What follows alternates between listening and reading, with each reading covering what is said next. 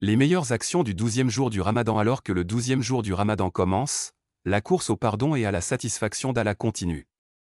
Le deuxième tiers du mois béni est connu comme les jours du pardon, quand Allah ouvre les portes de sa miséricorde à ses serviteurs et pardonne leurs péchés. Parce que le Ramadan est le mois des récompenses multipliées, il est important pour les musulmans de s'assurer de saisir chaque instant de ce mois. Voici quelques actions recommandées en ce jour béni. 1. Renouveler l'intention et la sincérité envers Dieu. Chaque bonne action en ce jour doit être faite uniquement pour l'amour d'Allah Tout-Puissant. Le prophète, sur lui la paix et le salut, a dit « Les actes ne valent que par les intentions, et chacun n'obtiendra que ce qu'il a voulu, d'accord. Que vous jeûniez, priez, fassiez la charité ou lisiez le Coran, recherchez la récompense d'Allah et soyez sincères dans votre intention. 2. Respectez les horaires des prières. La prière est le pilier de la religion et c'est la première chose dont un serviteur sera tenu responsable le jour de la résurrection. Le prophète, sur lui la paix et le salut, a dit « L'acte le plus aimé par Dieu est la prière accomplie à son heure », rapporté par Al-Bukhari et Muslim.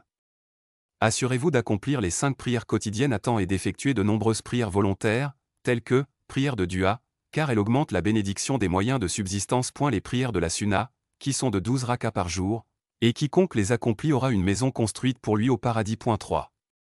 Récitez fréquemment le Saint-Coran. Le Ramadan est le mois du Coran, vous devriez donc continuer à le lire quotidiennement. Dieu Tout-Puissant a dit, le mois de Ramadan au cours duquel le Coran a été révélé, Al-Baqarah, 185. Faites en sorte que votre objectif soit d'achever la lecture du Coran, et si vous pouvez contempler ses significations et agir en conséquence, c'est mieux pour vous. 4. Souvenir fréquent et recherche du pardon. Le souvenir rassure le cœur et rapproche le serviteur de Dieu. Le prophète, sur lui la paix et le salut, dit « Ne vous parlerai-je pas de vos meilleures actions, les plus pures auprès de votre Seigneur, les plus élevées dans vos rangs, et les plus avantageuses pour vous que de dépenser de l'or et de l'argent ?» Ils dirent « Oui. » Il dit « Le souvenir d'Allah Tout-Puissant. » Rapporté par At-Tirmidhi, parmi les souvenirs recommandés, gloire à Dieu et louange à lui, gloire à Dieu le Tout-Puissant, il n'y a pas d'autre Dieu que Dieu, l'unique, sans associé ni associé. À lui appartient la royauté et à lui la louange, et il est compétent sur toutes choses. Ô Allah, tu es le pardonneur et tu aimes pardonner, alors pardonne-moi.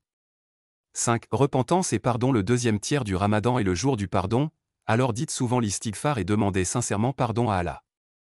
Le prophète, sur lui la paix et le salut, a dit « Tous les enfants d'Adam commettent des erreurs, et les meilleurs parmi ceux qui commettent des erreurs sont ceux qui se repentent. » Rapporté par At-Tirmidhi, 6. La charité et la rupture du jeûne de ceux qui jeûnent. La charité pendant le Ramadan double la récompense et constitue l'une des raisons pour lesquelles on peut expier les péchés. Le prophète, sur lui la paix et le salut, a dit « La meilleure aumône est celle faite pendant le Ramadan », rapporté par At-Tirmidhi.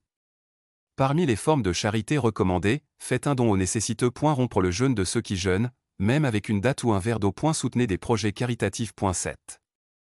Supplications au petit déjeuner. Les supplications au petit déjeuner sont exaucées, alors ne manquez pas cette opportunité. Le prophète, sur lui la paix et le salut, a dit « Le jeûneur a une invocation à faire lorsqu'il rompt son jeûne qui ne sera pas rejeté », rapporté par Ibn Majah. Priez Dieu pour vous-même, votre famille et toute la nation islamique. 8.